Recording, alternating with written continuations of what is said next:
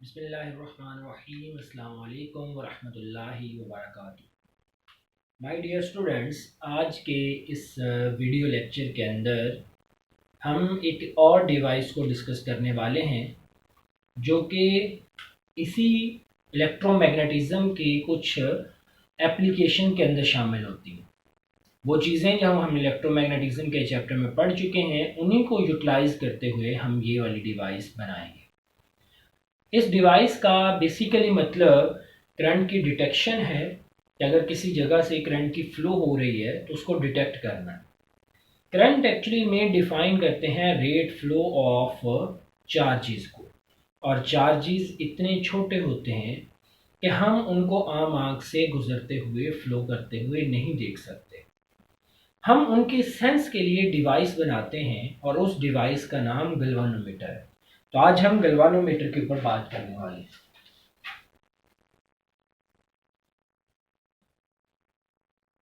Galvanometer,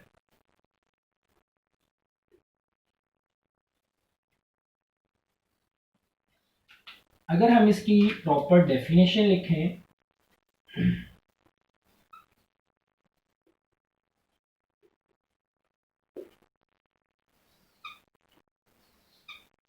इसकी definition हम करेंगे, it is device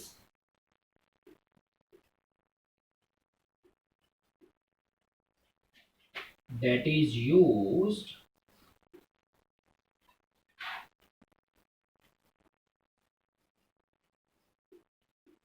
for detection of electrical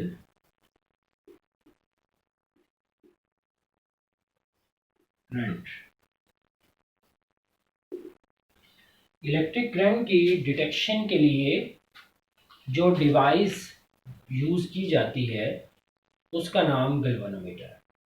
अब इसका अगर प्रिंसिपल ऑफ वर्किंग देखें कि किस असूल के ऊपर ये डिवाइस काम करती है, तो एक कॉइल को जब यूनिफॉर्म मैग्नेटिक फील्ड में रखा जाए तो उस कॉइल के अंदर से जब करंट फ्लो करेगी तो उसके अंदर टॉर्क प्रोड्यूस होगा। उस टॉर्क को हम यानी कॉइल को रोटेट करते हुए हम देख सकते हैं, तो हमें अंदाज़ा हो जाएगा कि उसके अंदर से करंट फ्लो कर रही है।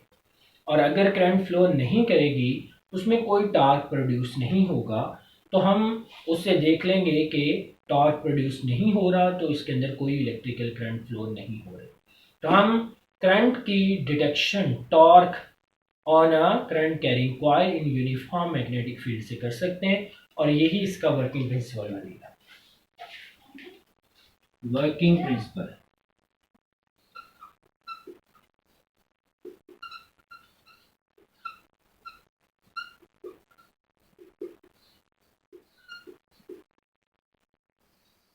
ये आर्टिकल हमने डिटेल से पढ़ा हुआ। Torque on a current carrying coil in uniform magnetic field, तो हम कहेंगे इसका working principle torque on current carrying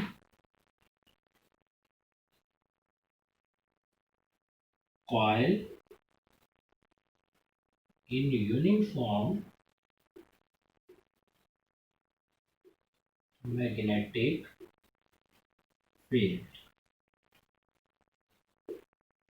और इस टॉर्क का जो फॉर्मूला आएगा हमारे पास, टॉ is equal to NIAD cos of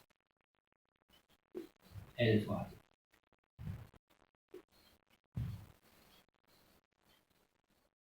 अब इसमें करंट और torque are directly proportional to each other, यानी जब वो कॉइल रोटेट करेगी, जितना ज़्यादा रोटेट करेगी उसकी रोटेशन से हम जज कर लेंगे कि इसके ऊपर कितना टॉर्क अमल कर रहा है और इसमें करंट की डिटेक्शन हो रही है, करंट फ्लो कर रही है। अगर करंट फ्लो नहीं करेगी, ज़ीरो होगी, तो टॉर्क भी ज़ीरो होगा। यहाँ ज़ीरो टॉर्क से हम अंदाज़ा कर लेंगे कि करंट फ्लो नहीं कर रही।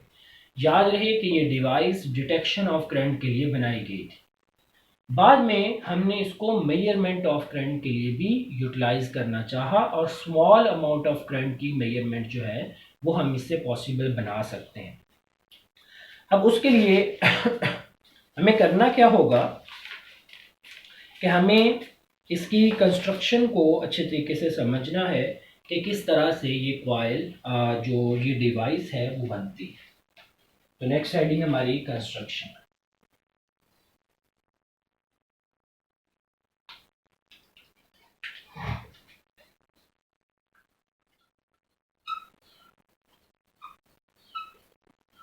किसी भी डिवाइस के लिए ये 3 हेडिंग बल्कि 4 हेडिंग लगातार लाजमी है। डेफिनेशन उसकी क्या है, वर्किंग प्रिंसिपल क्या है, कंस्ट्रक्शन क्या है और वो वर्क किस तरह से कर रही है। तो अब हम इसके कंस्ट्रक्शन देखते हैं। A coil C is wounding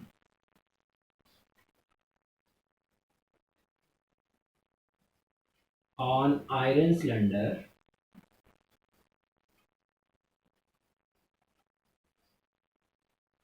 and placed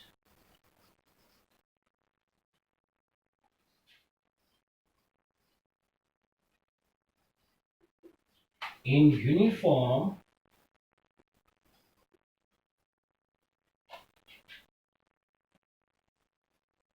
magnetic field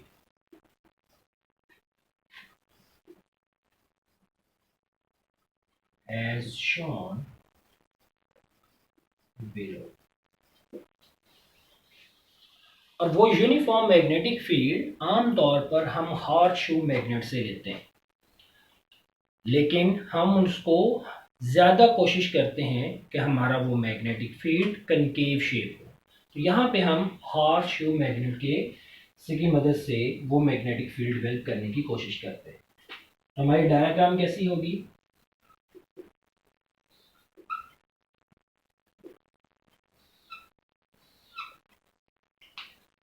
let's suppose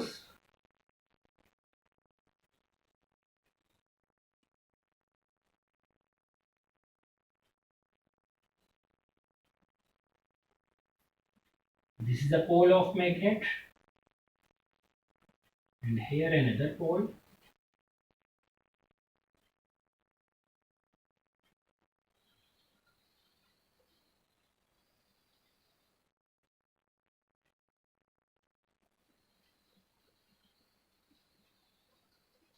It is just like a horseshoe, therefore it's called the horseshoe magnet। This is north and south pole and a coil, rectangular coil is wounding on iron cylinder। This is a coil C जो आपको green colour की नजर आ रही। Coil कैसे बनती है, number of turns को एक वायर, कॉपर की वायर लेके आप उसको इस तरह से लपेट देते हैं, और लपेटना किसके ऊपर होता है, किसी भी मैग्नेटिक मटेरियल के ऊपर। तो ये मैंने आयरन सिलेंडर के ऊपर इसको लपेट दिया और इस कॉइल का नाम सी रख दिया। आयरन सिलेंडर के ऊपर वायर को बाउंड किया तो ये कॉइल बन गई। इस कॉइल का एक सिरा नीचे आप एक स्प्रिंग के साथ लगाकर फिक्स कर देते हैं और दूसरा सिरा आप इधर से निकाल कर यहाँ पे एक मिरर लगाते हैं। मिरर का यूज हम बाद में देखेंगे। ये मिरर एम और इसको ऊपर से फिक्स कर देते हैं। जैसे ही इसका ये टर्मिनल और ये टर्मिनल दो हम करंट के लिए यूज करते हैं, जैसे ही इस कॉइल में करंट फ्लो करती है तो इसके अंदर डिफ्लेक्शन पैदा होती है और उस डिफ्लेक्शन को चेक करते हुए हम करंट की वैल्यू को चेक कर सकते हैं कि करंट पास कर रही है किसी जगह से या नहीं कर रही। फिर हम अगर इसका टॉप व्यू देखें ऊपर से तो हमें ये पोल के दरमियान में पड़ी हुई कॉइल कैसे नजर आती है। तो it's top view,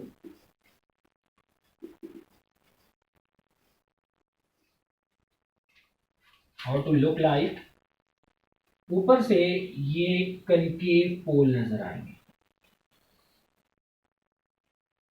concave pole magnet इसको बोला करते हैं। दिस इज नॉर्थ पोल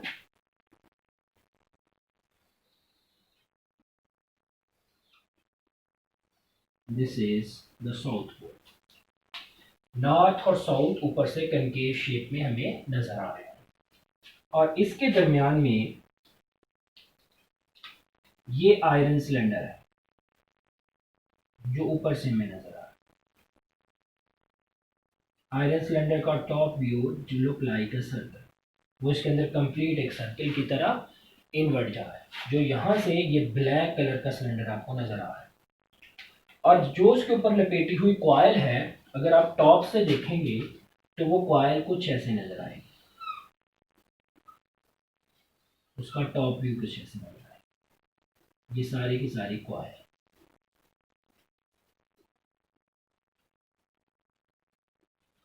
अब अगर इस के मैग्नेटिक फील्ड को शो करें तो नॉर्थ से फील्ड लाइंस निकलती हैं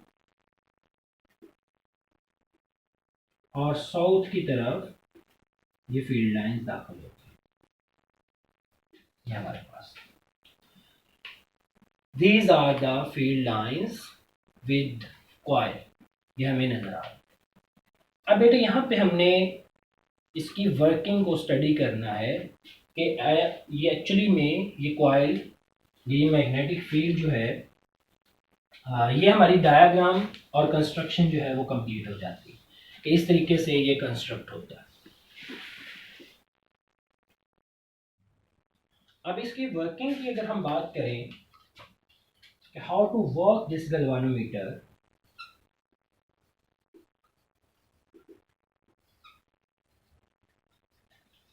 वर्किंग के लिए when current will be pass through this coil, जब इस कॉइल में से करंट पास करेगी, इट शोज डिफ्लेक्शन, और वो deflection due to torque on current carrying coil होगा।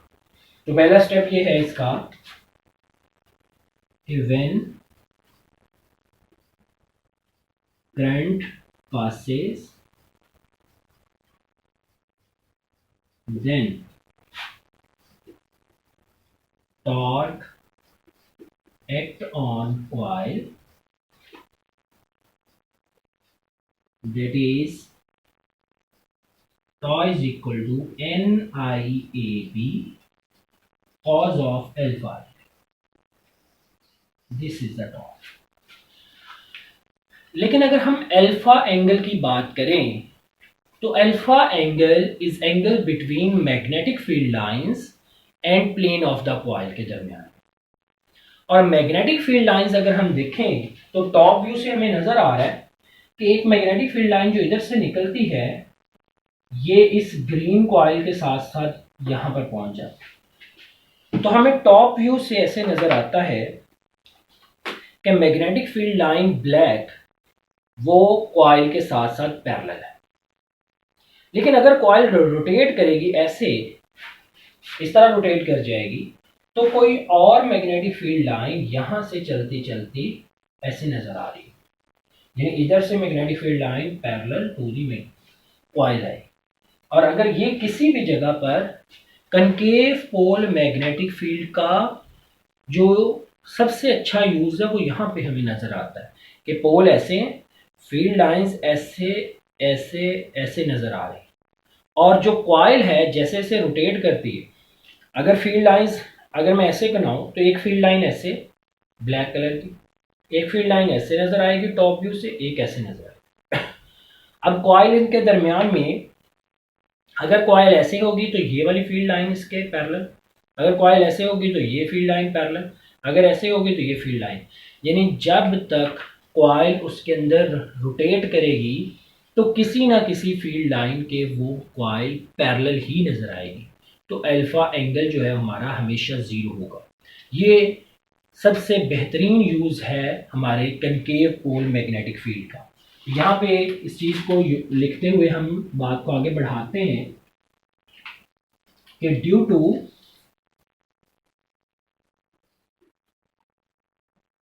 concave pole magnetic field,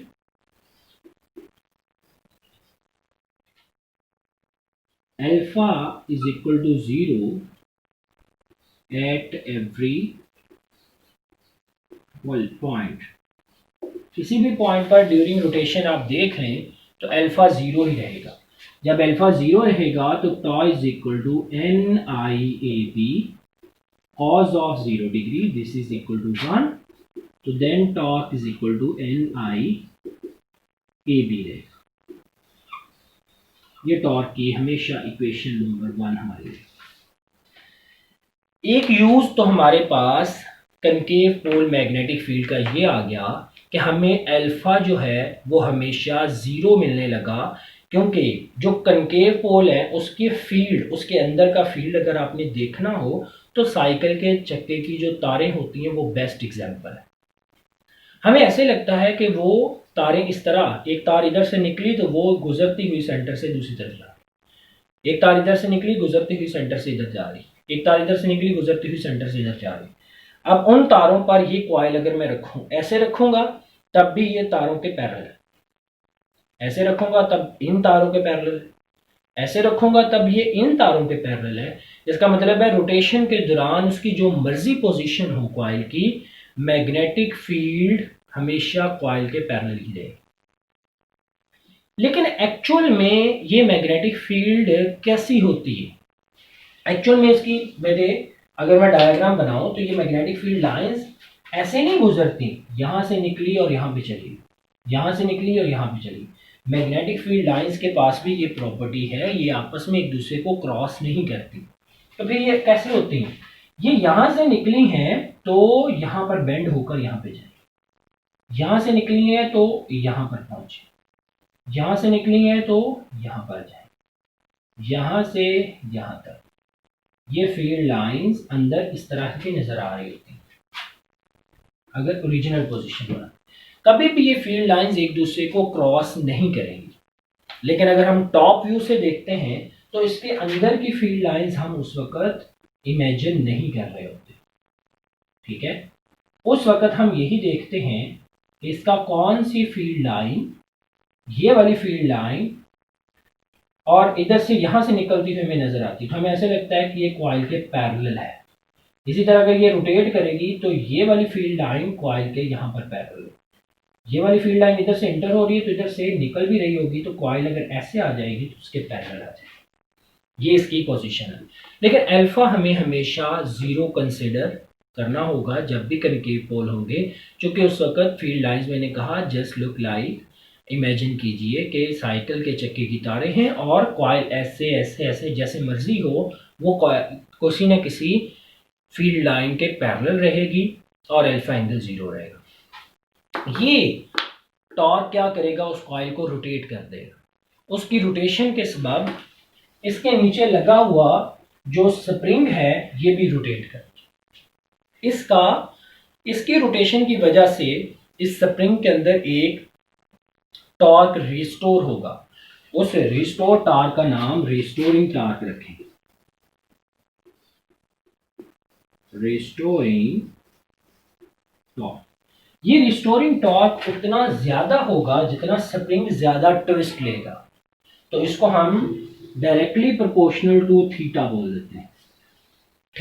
theta हम बोलते हैं टॉर्क पर यूनिट ट्विस्ट, यानी जितना ज्यादा उसने रोटेट किया, ट्विस्ट लिया, उतना उसके अंदर टॉर्क ज्यादा आएगा। और इस रिस्टोरिंग टॉर्क को इक्वल कर देते हैं सी थीटा, तो रिस्टोरिंग टॉर्क हमारे पास सी थीटा के बराबर है।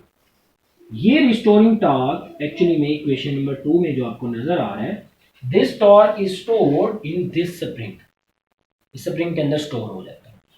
फिर जब ये कॉइल मूव करते हुए एक जगह पे जाके रुकती है, इक्विलिब्रियम की हालत में आती है, तो रिस्टोरिंग टॉर्क अगर एंटी क्लॉकवाइज है, आपका जो कॉइल का टॉर्क एन आई ये भी क्लॉकवाइज है, तो ये दोनों एक दूसरे के बराबर और ऑपोजिट होते हैं, तो नेट टॉर्क जीरो अमल कर रहा होता है।